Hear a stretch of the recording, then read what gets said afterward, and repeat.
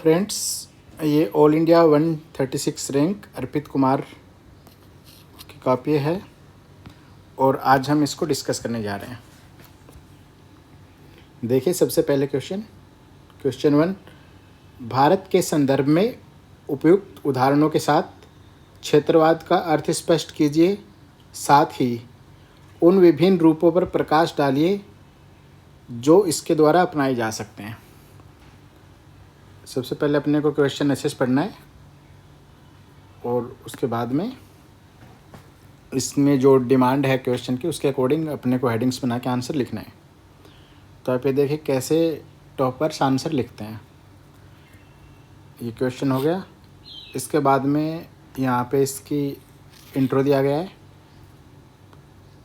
और क्षेत्रवाद, ये क्वेश्चन की डिमांड है कि एग्जाम्पल्स के साथ समझाना है।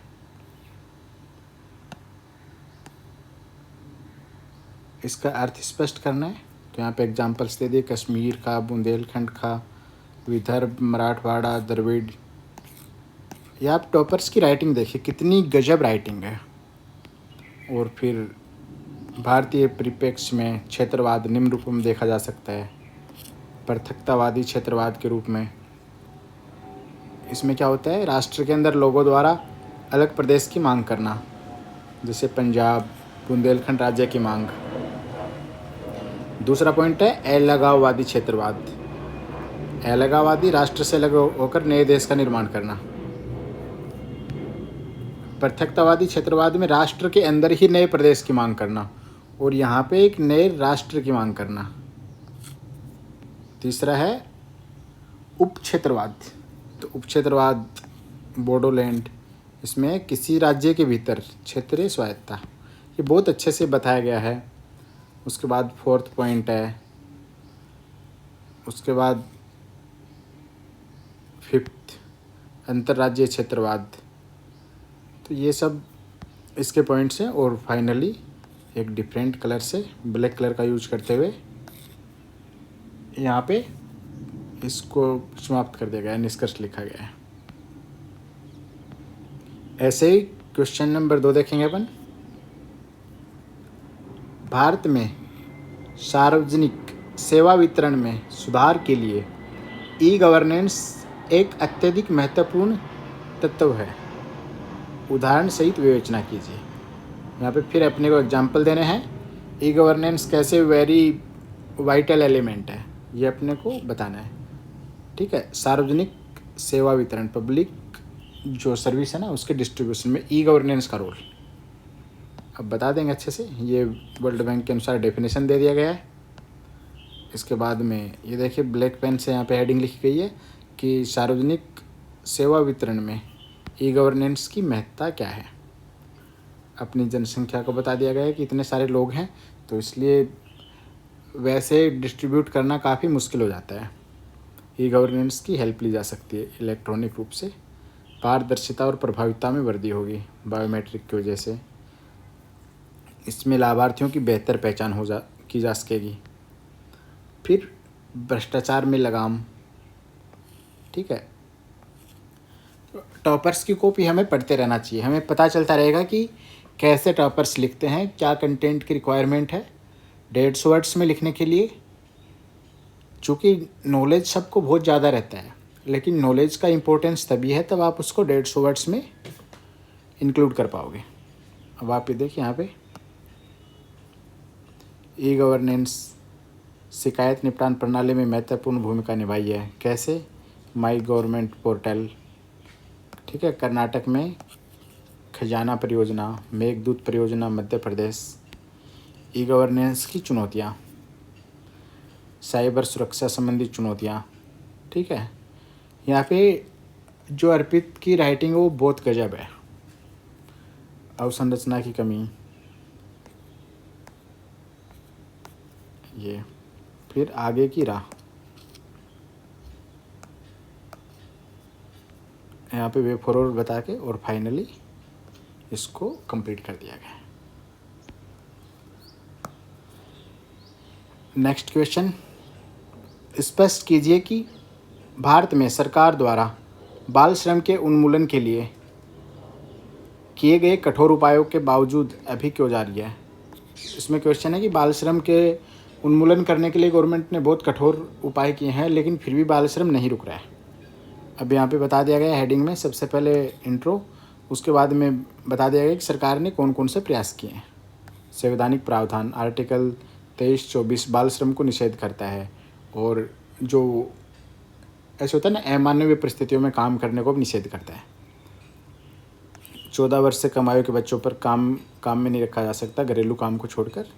फिर पेंसिल पोर्टल, ये सब यहाँ बताया गया। फिर यूनाइटेड नेशंस के अनुसार, ठीक है, 3 बाल श्रमिकों में से 1 बच्चा भारतीय होता है। ये बताया गया कैसे इन्होंने डेटा का कैसे यूज किया है। उसके बाद में कारण क्या है बाल श्रम के, आर्थिक कारण है ना, गरीबी एक कारण रहता है, सामाजिक सुरक्षा जाल का मजबूत ना होना। उसके बाद में सामाजिक, बालिकाओं की शिक्षा की उपेक्षा, क्योंकि बालिकाओं को भी बाल श्रम में लगाया जाता है ना, तो अपने को जेंडर वाइज नहीं होना है। जब भी बाल श्रम की बात आए तो बालिकाओं का अलग से कॉलम लिखना है। कुछ कार्यों में बालकों की उपयुक्ता, शिवकाशी में माचिस उद्योग, कश्मीर में कालीन उद्योग। फिर क्या है कानूनी रूप से, तीसरा ये कि क्यों, कारण क्या है बाल श्रम के। राष्ट्रीय बाल श्रम अधिकार आयोग का प्रभावित रूप से कार्य ना करना, ठीक है। फिर अपने को आगे क्या किया जा सकता है, नेक्स्ट पॉइंट है। और फिर गरीबी को दूर करना, शिक्षा के अधिकार को ढंग से क्रियान्वयन करना, ये सब। और फिर फाइनली कंक्लूजन और आंसर कंप्लीट। इसके बाद में है नेक्स्ट क्वेश्चन। यह तर्क दिया जाता है कि परिवार में महिलाओं की भूमिका को प्राय मान्यता नहीं मिलती है। इस संदर्भ में क्या आपको लगता है कि गृह कार्य के लिए वेतन के विचार को अपनाने का समय आ गया है, कि जैसे जो अपनी मम्मी सिस्टर जो वर्क करती हैं उनको मान्यता नहीं मिलती है महिलाओं की भूमिका को, क्यों लगता है ये तो ऐसे ही नॉर्मली इनका कर्तव्य है, लेकिन ऐसा नहीं है। सबका अपना अपना कर्तव्य है, चाहे मेल हो चाहे फीमेल हो। यहाँ पे ये इंट्रो, उसके बाद में परिवार में महिलाओं की दोयम भूमिका, डबल भूमिका, ये 3 पॉइंट यहाँ पे लिखे, ठीक है। फिर नेक्स्ट हेडिंग, गृह कार्य के लिए वेतन का विचार। समाज शास्त्रियों के एक वर्ग का यह मानना रहा है कि गृह कार्य के लिए वेतन देने से यह महिला सशक्तिकरण की प्रक्रिया में वृद्धि करेगा, ठीक है। क्योंकि उसके बाद में इसके लाभ क्या क्या हैं। महिलाओं की आर्थिक स्थिति में सुधार, चयन की स्वतंत्रता का उपभोग करने में सक्षम, परिवार में समानता का दर्जा, निर्णयकर्ता की भूमिका में आने का अवसर, ठीक है। जब महिला आर्थिक रूप से सक्षम होती है तो उसकी फिर भूमिका बढ़ जाती है। चुनौतियाँ क्या क्या हैं इसके लिए। एक तो समाज द्वारा स्वीकार नहीं किया जाना, ये सबसे बड़ी चुनौतियाँ हैं। आकलन करने की कोई सर्वमान्य पद्धति नहीं है, सही बात है कि ये कोई सर्वमान्य पद्धति नहीं है, लेकिन बनाया जा सकता है कि खाना बनाने के लिए जैसे जनरली होटल्स में रहता है सिस्टम। महिलाओं पर दोहरा बोझ, घरेलू कार्य और वैतनिक कार्य। फिर फाइनली कंक्लूजन और आंसर कंप्लीट। इससे हमें पता चलता है कि बिल्कुल बेसिक लिखना है, इतना नॉलेज सबके पास होता है, बस उसका यूज करना है। इसलिए मैं हार्ड एडवाइस करता हूँ कि डेली एक टॉपर्स कॉपी ज़रूर पढ़े। 20 मिनट लगेंगे, आधा घंटा लगेगा, 1 घंटा लगेगा, जितना भी लगे, इससे ज़्यादा बेनिफिशियरी कुछ भी नहीं है। और यहाँ पे डेली एक कॉपी मैं पढ़ सकता हूँ तो आप भी पढ़ सकते हो, आपको रोज़ रोज़ आइडिया होगा। अब नेक्स्ट क्वेश्चन पे, भारत में पारदर्शिता और सुशासन सुनिश्चित करने में सूचना का अधिकार, ठीक है, राइट टू इन्फॉर्मेशन अधिनियम 2005 की भूमिका पर प्रकाश डालिए। ये मुझे लग रहा है सारा पेपर सोशियोलॉजी टाइप से आ रहा है, पेपर 1 का पार्ट है, ये सब पेपर है, पर कोई नहीं, उससे कोई फर्क नहीं पड़ता, अपने को सारा पेपर डिस्कस करना है। सूचना का अधिकार अधिनियम 2005 भारतीय लोकतंत्र की महती उपलब्धता थी, जिसने नागरिकों की सशक्तिकरण में महत्वपूर्ण योगदान दिया। यहाँ पे ये इंट्रो हो गया। उसके बाद में RTI और पारदर्शिता।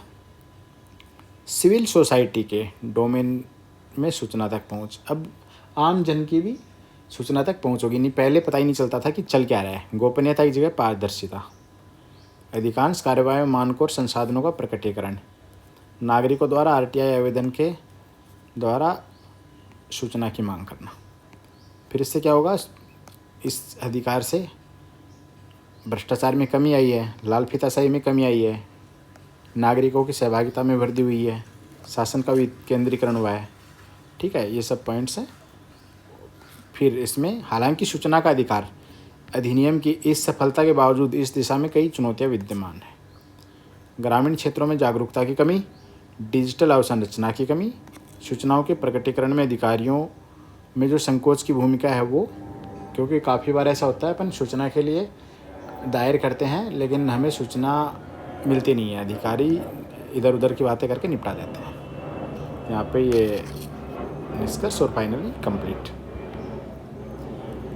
राइटिंग का बहुत अहम रोल होता है। देखिए इतनी सुस्पष्ट राइटिंग, इतनी सुंदर राइटिंग, आधा तो वैसे एग्जामिनर वो हो जाता है, उसके माइंड पे बिल्कुल जोर ही नहीं आ रहा, वो अच्छे से पढ़ पा रहा है और अच्छे मार्क्स दिए, तभी ये टॉपर्स की लिस्ट में शामिल है।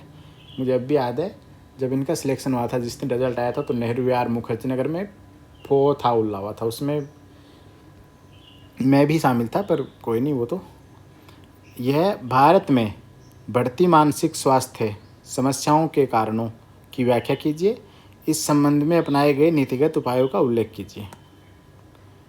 ठीक है, भारत में जो मानसिक स्वास्थ्य की समस्या है उसके कारण क्या हैं और उस संबंध में कौन कौन से उपाय किए गए हैं। तो यहाँ पे दे दिया WHO के अनुसार मानसिक स्वास्थ्य से तात्पर्य व्यक्ति की अपनी क्षमताओं का पूर्ण उपयोग करने से है। भारत में मानसिक स्वास्थ्य एक उपेक्षित विषय रहा है, जिसे अक्सर बीमारी का दर्जा भी नहीं दिया जाता। अपने को मानते ही नहीं है कि मानसिक स्वास्थ्य जैसी कोई चीज़ होती है, बिल्कुल नेगलेक्ट कर देते हैं कि ये तो कुछ नहीं होता। कारण क्या है, बढ़ता उपभोक्तावाद, भौतिकवादी जीवन शैली में आत्म संतुष्टि नहीं होना अंत में मानसिक स्वास्थ्य को प्रभावित करता है। ये बहुत सही है, इंसान को पता ही नहीं चलता कि उसे वाकई में क्या चाहिए। एक गाड़ी ले लेगा लेकिन उसे पता ही नहीं, दो गाड़ियों कोई यूज ही नहीं है, पर दो ले लेगा, फिर भी पड़ोसी ने ले ली तो तीसरी चौथी, और ये उसके डिप्रेशन का कारण बनता है। कोविड-19 प्रेरित लॉकडाउन। अब लॉकडाउन से भी काफ़ी युवाओं में मानसिक अवसाद की ओर उनको धकेला है या उनको गहरा कर दिया है। शैक्षणिक पाठ्यक्रम में मानसिक स्वास्थ्य का न होना, ये भी अपने बचपन से ही बताया नहीं जाता कि मेंटल हेल्थ भी कोई हेल्थ होती है, और पास में कोई उसका ढांचा भी नहीं है जहाँ पे जाके हम बता सकें। और ग्रामीण इलाकों में तो मानते ही नहीं है, ये तो कोई नॉर्मल है। नीतिगत उपाय क्या क्या हो सकते हैं, राष्ट्रीय मानसिक स्वास्थ्य कार्यक्रम, टेलीमेडिसिन की शुरुआत, सामुदायिक स्वास्थ्य केंद्रों में मानसिक स्वास्थ्य प्रभाग की जो प्रभाग है उसकी शुरुआत करना, और मानसिक स्वास्थ्य शिविरों का आयोजन, और फाइनली ये निष्कर्ष और आंसर कंप्लीट। देख कितने स्मूथ आंसर लिखे जा रहे हैं, बिल्कुल बेसिक नॉलेज का यूज करते हुए। भारत में जनसंख्या नियंत्रण के लिए किए गए उपायों को सूचीबद्ध कीजिए, साथ ही चर्चा कीजिए कि क्या भारत में एक नई जनसंख्या नीति की आवश्यकता है। मैं कहता हूँ डेली आंसर लिखना चाहिए, डेली, एक भी दिन मिस किए बिना। और जो इंसान डेली 1 साल तक पेपर लिखेगा लगातार, कैसा भी लिखे, क्योंकि कैसा भी क्या अच्छा ही लिखा जाएगा धीरे धीरे, उसका सिलेक्शन होना कोई भी नहीं रोक सकता। संयुक्त राष्ट्र जनसंख्या प्रभाग के अनुसार भारत 2025 तक चीन को हम पीछे छोड़ चुके हैं। ठीक है, ये क्या है, जनसंख्या नियंत्रण के उपाय, ये हेडिंग हो गई। और ये कौन कौन से उपाय किए, 1938 में क्या प्रयास किया गया, 1967 में क्या प्रयास किया गया, 75 में क्या प्रयास किया, नसबंदी राष्ट्रीय जनसंख्या नीति, और 1945 तक अपने को स्थिर जनसंख्या करनी है। और उसके बाद में ये बताया कि गर्भ निरोधक उपायों को प्रोत्साहित करना है। हालांकि इन उपायों की बावजूद भारत विश्व की 17% जनसंख्या का निवासी स्थान है। नई जनसंख्या नीति की आवश्यकता, राष्ट्रीय जनसंख्या नीति 2000 पुरानी पड़ चुकी है तथा आधुनिक चुनौतियों का सामना करने में सक्षम नहीं है। नई नीति के द्वारा भारत जलवायु परिवर्तन के परिप्रेक्ष्य में नए लक्ष्य बना सकेगा। शिक्षा और स्वास्थ्य आदि पर खर्च के द्वारा जनसंख्या नियंत्रण का प्रयास किया। नियंत्रण के प्रयास, जनसंख्या नियंत्रण में क्षेत्रीय विषमताओं उत्तर दक्षिण में दूर करना, प्रतिस्थापन दर सभी राज्यों में लाना। और ये फाइनली इसका निष्कर्ष और आंसर कंप्लीट कर दिया गया है। अभी देखें नेक्स्ट क्वेश्चन। भारत के संदर्भ में, ठीक है, पंथ निरपेक्षता से आप क्या समझते हैं? ये इंडिया के रेफरेंस में बताना है। स्पष्ट कीजिए कि हमारे संवैधानिक उपबंधों में पंथ निरपेक्षता कैसे परिलक्षित होती है। ठीक है, ये अपने को बताना है। भारतीय संदर्भ में पंथ निरपेक्षता से तात्पर्य राजनीति का धर्म से पृथक्करण तथा विभिन्न धर्मों के मध्य स्वतंत्रता व समानता से है। ये इंट्रो हो गया। इसके बाद में भारतीय धर्मनिरपेक्षता की विशेषताएं। पश्चिम के विपरीत अंतर्धार्मिक तथा अंतःधार्मिक दोनों में समानता।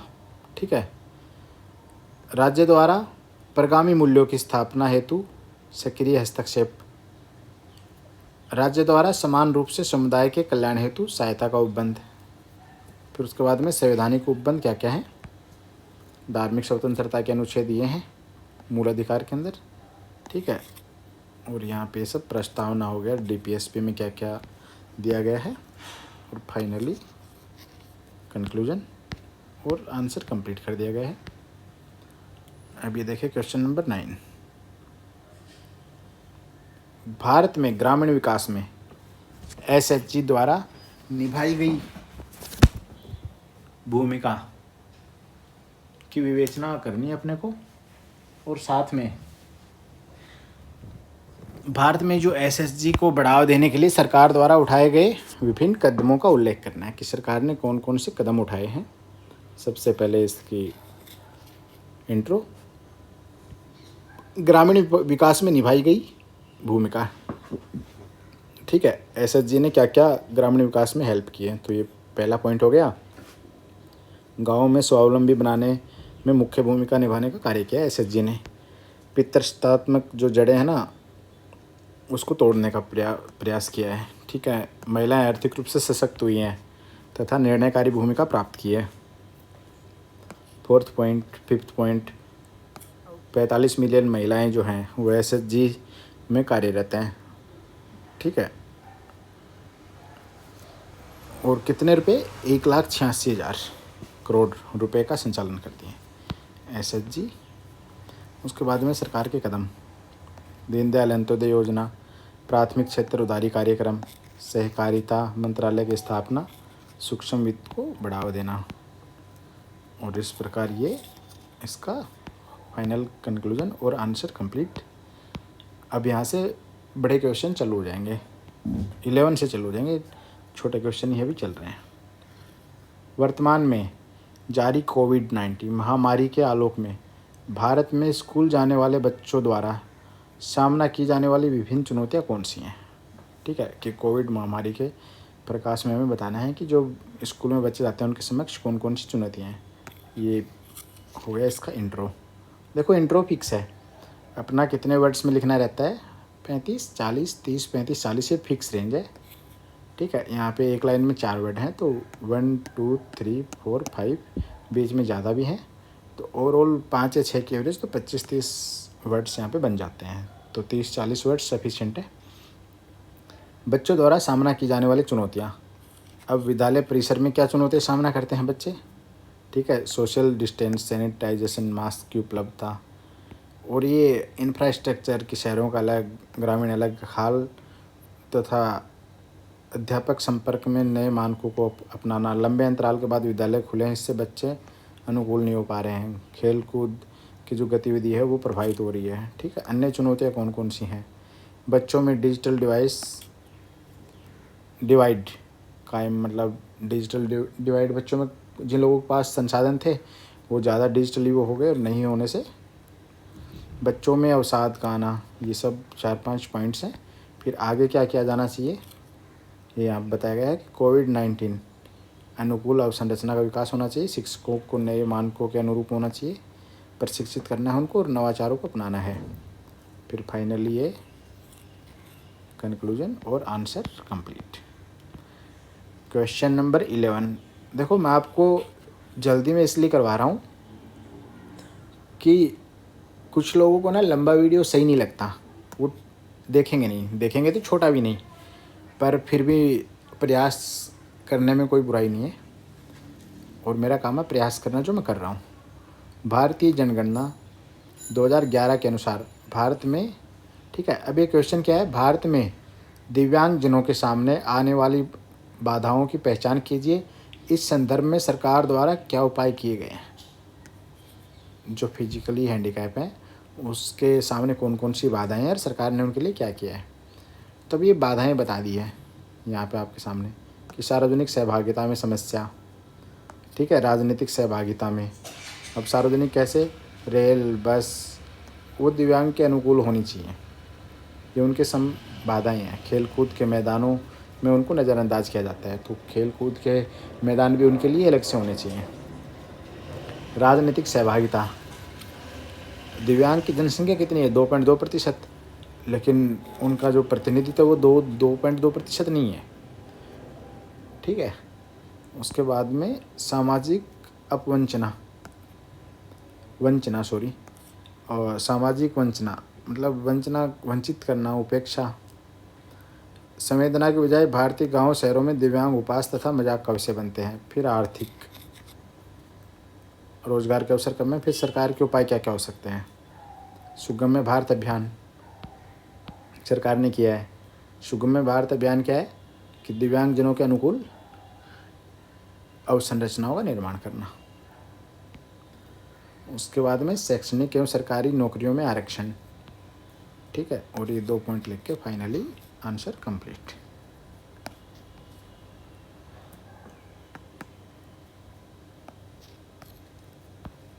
अब अपना है 12th।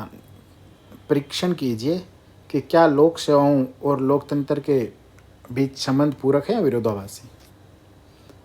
ठीक है, अपने को क्या करना है, एग्जामाइन करना है रिलेशन किसके बीच में, सिविल सर्विसेज और डेमोक्रेसी के बीच में। कि अनुपूरक क्या होता है कि जहाँ से बचता है आगे का काम दूसरा पार्ट करता है, जैसे दूसरा अंग होता है। और विरोधाभासी की विपरीत। यहाँ पे इंट्रो। लोक सेवाओं से तात्पर्य स्थायी कार्यपालिका से है जो सार्वजनिक नीतियों का क्रियान्वयन संभव बनाती है। लोक सेवाओं और लोकतंत्र के मध्य संबंधों की प्रकृति पूरक के रूप में कि कैसे एक दूसरे के पूरक हैं। लोगों द्वारा चुनी गई सरकार, ठीक है, के एक अंग के रूप में राजनीतिक प्रतिनिधित्व को जो प्रतिनिधि हैं उनको सहायता प्रदान करते हैं, क्योंकि MLA MP को कुछ तो पता होता नहीं है, तो फाइनली जो ब्यूरोक्रेट्स हैं IAS IPS ये उनको हेल्प करते हैं। खुली प्रतियोगिताओं के माध्यम से लोक सेवकों का चयन लोकतंत्र की भूमिका निभाता है। सबको छूट है, कोई भी इनमें शामिल हो सकता है, तो ये एक लोकतांत्रिक प्रक्रिया है। चुनी गई सरकार के पूरक के रूप में कार्य करना। जब सरकार काम नहीं करती, जब इलेक्शंस होते हैं तो पूरा देश कौन चलाता है, यही लोक सेवक। शासन को स्थायित्व प्रदान करना। फिर मैंने बताया कि जगह जगह पे राष्ट्रीय शासन वो सब लगते रहते हैं, तो कार्यपालिका जो होती है, कौन सी कार्यपालिका जो चुनी हुई है, मंत्री वगैरह, फिर भी यही संभालते हैं, ठीक है। विरोधी के रूप में नौकरशाही की स्थायित्व प्रवृत्ति, सामंत मानसिकता, सामंतवादी, अभिजात्यवाद का हावी होना, स्थायी कार्यपालिका, ठीक है। ये लोकतंत्र के जो विरोध में है, ये वो विचार हैं। डेमोक्रेसी के विरोध में कैसे हो सकते हैं, क्योंकि फिर हर साल मौका नहीं मिलता ना, एक IAS बन गया 30 साल रहेगा। फाइनली ये कंक्लूजन। अब हम आते हैं नेक्स्ट क्वेश्चन पे। भारत में विभिन्न ई-गवर्नेंस पहलों के कार्यान्वयन में किन बाधाओं का सामना करना पड़ता है। इन बाधाओं को दूर करने के लिए कुछ व्यवहारिक सुझाव दीजिए। ई-गवर्नेंस से तात्पर्य शासन के जो स्तर हैं, लेवल हैं, पर डिजिटल साधनों का उपयोग करना, ये हो गई डेफिनेशन। भारतीय ई-गवर्नेंस की पहल कौन कौन सी, डिजिटल इंडिया, ठीक है, माई गवर्नमेंट इन, मेघदूत और अन्य सरकारी योजनाएं। बाधाएं क्या हैं, सामुदायिक, भारत में डिजिटल साक्षरता का कम होना, केवल 22% ग्रामीण महिलाएं डिजिटल साक्षर हैं। सरकारी वेबसाइटों की, ठीक है, जो प्रयोक्ता के अनुकूल है ना, अनुकूलता का कमज़ोर होना, कि वो उस हिसाब से डिज़ाइन नहीं है कि जिससे इजीली उनका यूज किया जा सके। सरकारी कार्मिकों के मध्य प्रशिक्षण का अभाव, उनको प्रॉपर जो सरकारी कर्मचारी हैं उनको ट्रेनिंग नहीं दी जा रही। संस्थागत, डिजिटल अवसंरचना का अभाव, कोर्ट में वीडियो कॉन्फ्रेंसिंग का अभाव, ग्रामीण डिजिटल कनेक्टिविटी का अभाव, और इंटरनेट भी अभी तक पूरे भारत में नहीं पहुंचा है। कुछ इलाके बच गए हैं जो पहाड़ी इलाके हैं, दुर्गम इलाके हैं, तो ये भी है। फिर फाइनली बाधाओं को दूर करने के व्यवहारिक सुझाव, निजी क्षेत्र की सहायता ले लेना, ठीक है, सरकारी सेवकों को डिजिटल प्रशिक्षण देना, भारत में नेट परियोजना के माध्यम से ग्राम नेट कनेक्टिविटी और नवाचारों हेतु डिजिटल हैकाथन आयोजित करना। उसके बाद में निष्कर्ष और कंप्लीट। नेक्स्ट क्वेश्चन, भारत की प्राथमिक स्वास्थ्य देखभाल प्रणाली द्वारा सामना की जाने वाली चुनौतियाँ कौन सी हैं? इन चुनौतियों के समाधान हेतु सरकार की कौन कौन सी पहल हैं? जो प्राइमरी हेल्थ है उनके सामने कौन कौन सी चुनौतियाँ हैं और गवर्नमेंट ने उनके लिए क्या किया है? भारत अपनी जीडीपी का मात्र 1.6% प्राथमिक स्वास्थ्य देखभाल पर खर्च करता है। यहाँ से इंट्रो स्टार्ट हो गया। ये बताया है कि प्राथमिक स्वास्थ्य का लेवल कौन सा है, डिस्ट्रिक्ट है, फिर प्राथमिक स्वास्थ्य। चुनौतियाँ, अवसंरचना का अभाव, ठीक है, संस्थागत प्रसव हेतु उपकरणों आदि का अभाव, पर्याप्त पेशेवर चिकित्सकों का न होना, चिकित्सा मानकों का ध्यान नहीं रखना, ग्रामीण क्षेत्र, ठीक है, जो दूर दराज इलाकों में पहुंच नहीं है, सेवा डिलीवरी में अक्षमता, द्वितीयक स्वास्थ्य कर्मियों का अभाव, और जो रेफर केंद्र हैं, जैसे होता है ना कि आपको कुछ दिक्कत हो गई तो आप कहीं रेफर करना है, तो उनका भी वो है। सरकारी पहलें, बजट का एक निश्चित भाग प्राथमिक स्वास्थ्य पर खर्च होना चाहिए। मंडल स्तर पर प्राथमिक स्वास्थ्य केंद्र मॉडलों का विकास होना चाहिए। डॉक्टरों को फील्ड वर्क के रूप में कुछ वर्षों के लिए बाह्य सेवा देनी होगी, और ग्रामीण सेवा वगैरह, और ये कंप्लीट। क्वेश्चन 15,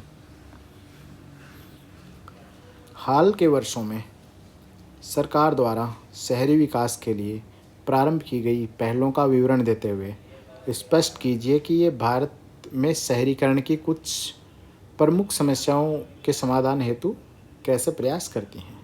ये क्वेश्चन है। क्वेश्चन फिर से समझ लो कि पूछ रहा है कि करंट टाइम की बात कर रहा है, सरकार द्वारा शहरी विकास किसका करना है? शहरों का विकास करना है, ठीक है। उसके लिए कौन कौन सी जो पहल हैं वो स्टार्ट की गई हैं, इनिशिएटिव लिए गए हैं, ठीक है। भारत में शहरीकरण की कुछ प्रमुख समस्याएं, समाधान, गवर्नमेंट की पहल, बस यही 3 क्वेश्चन है। उसके बाद में आगे यूएन वर्ल्ड हैबिटेट के अनुसार 2047 तक भारत की 2/3 जनसंख्या शहरों में निवास करेगी। शहरी विकास हेतु अब क्या है? प्रधानमंत्री शहरी आवास योजना शहरों के लिए चलाई थी 2015 में, और 2022 तक क्या करना है? अपने को नगरीकरण का लक्ष्य हासिल करना है।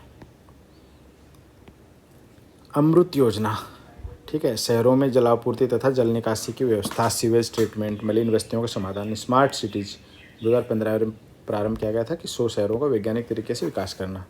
स्वच्छ भारत मिशन 2014 में, ओपन डेफिकेशन और ओडीएफ प्लस। हृदय योजना, ठीक है, भाई ने सारी योजना लिख दी। टूरिज्म को बढ़ावा देना, ठीक है, शहरों की संस्कृति का परिरक्षण को बढ़ावा देना। इन परियोजनाओं द्वारा निम्न प्रकार से शहरी समस्याओं का प्रबंधन संभव है। कैसे संभव है?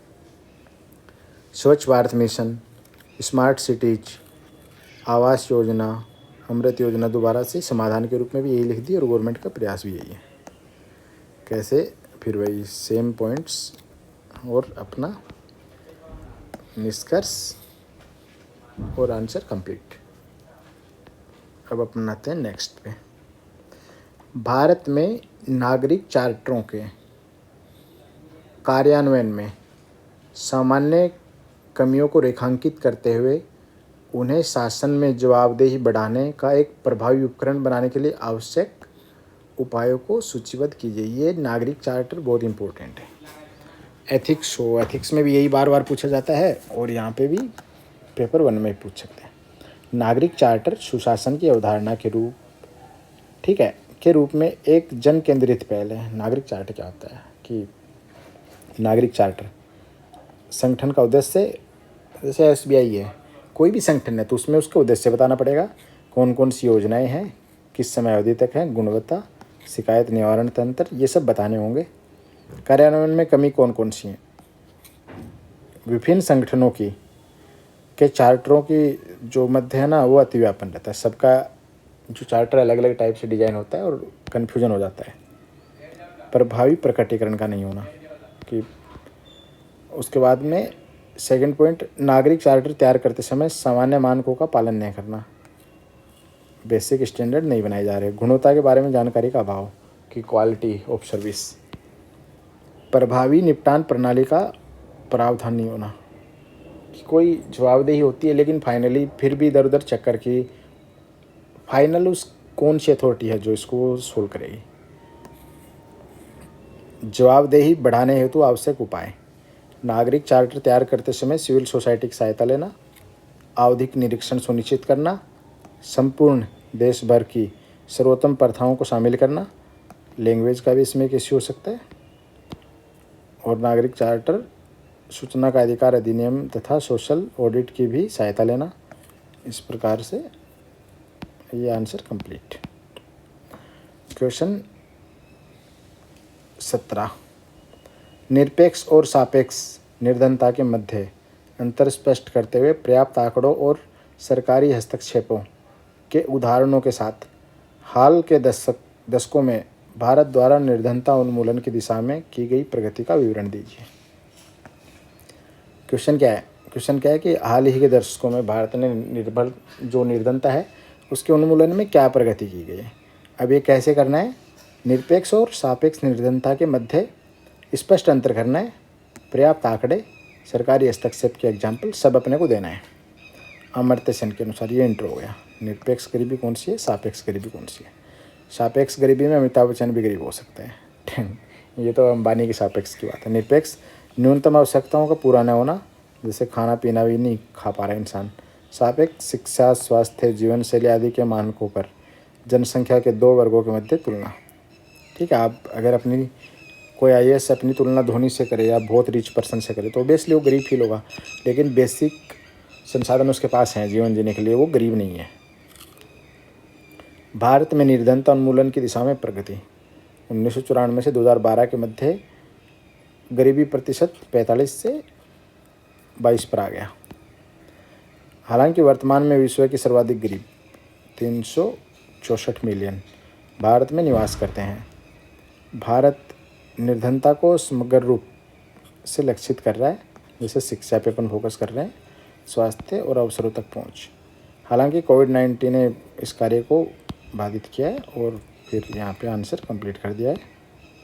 निष्कर्ष देखे क्वेश्चन 18, हाल के दशकों में भारत में पारंपरिक संयुक्त परिवार प्रणाली में हुए परिवर्तनों का विश्लेषण कीजिए।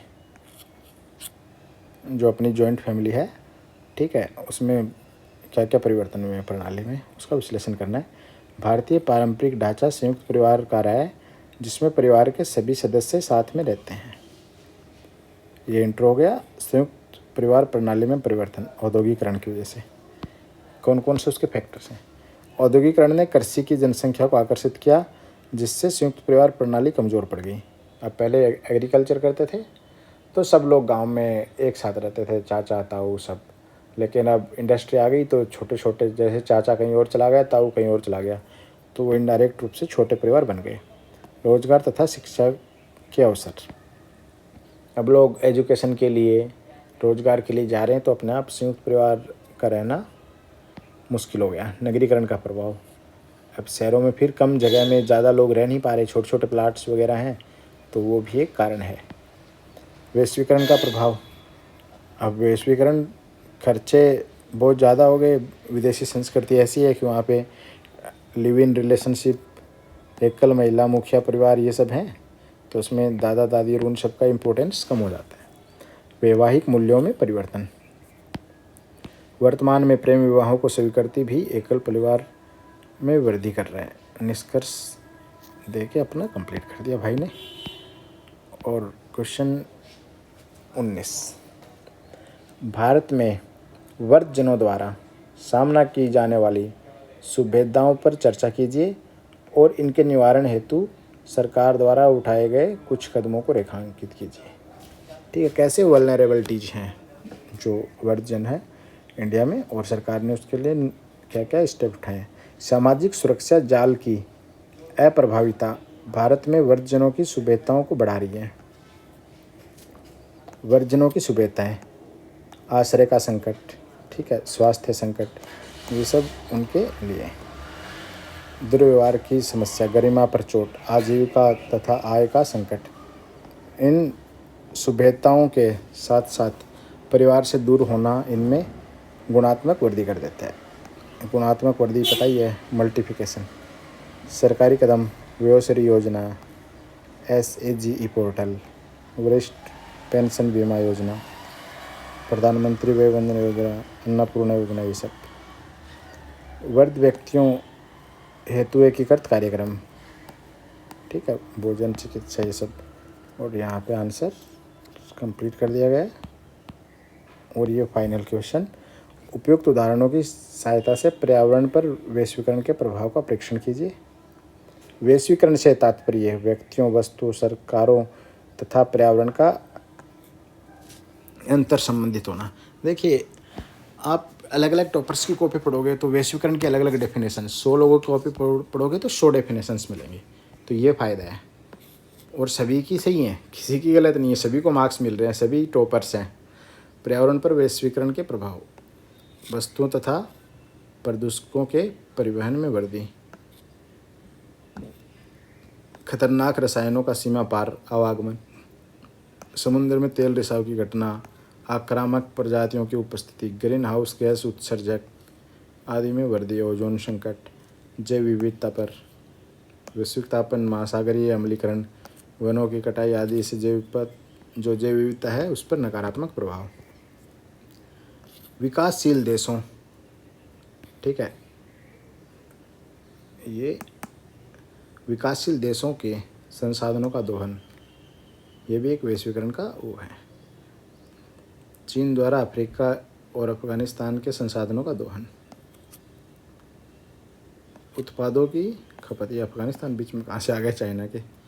उत्पादों की खपत में वृद्धि, बढ़ते उपभोक्तावाद से पारिस्थितिकी दोहन का संकट कायम हुआ है। हालांकि इन नकारात्मक प्रभावों के साथ साथ वैश्वीकरण के कुछ सकारात्मक प्रभाव भी हैं। लोगों के मध्य सहयोग और अंतर्राष्ट्रीय सहयोग, और भाई ने कंप्लीट कर दिया। ठीक है, ये हमने पूरी टॉपर्स की कॉपी देख ली।